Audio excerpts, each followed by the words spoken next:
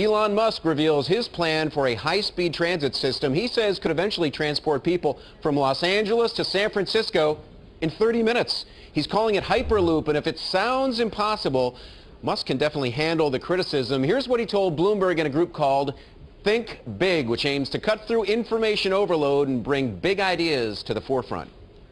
When you're looking for an opportunity, I think it's important not so much to focus on just disruption for the sake of it, but rather where is an industry either stagnant or in decline, where the product or service has stayed pretty much the same or maybe even gotten worse over time. It's worth looking at industries which a lot of people think are impossible or think you can't succeed at. That's usually where there's opportunity. If everyone thinks you can succeed in an industry, they're probably diving in.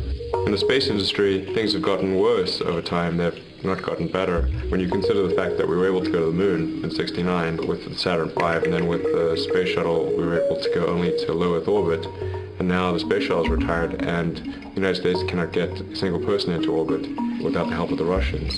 That is a terrible trajectory. So I started SpaceX with the goal of reversing that. And liftoff of the Falcon 9 rocket and Dragon.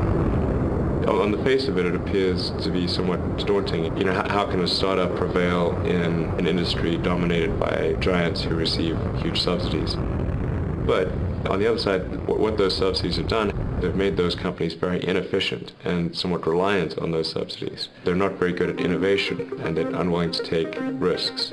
So, provided you can get through that initial startup phase, once you exceed them in capability and technology, they have no real ability to catch up. And that's what we're finding with SpaceX. In the last couple of years, SpaceX has won more launch contracts than any other country, let alone company, in the launch business. The world is going to change so dramatically in the 21st century. And the important thing is to identify something, try to aim for a big problem rather than a small problem. Just look for industries that are functioning poorly and that have been stagnant for some period of time or even in decline. And then it's worth trying to start a company to change the way that industry behaves.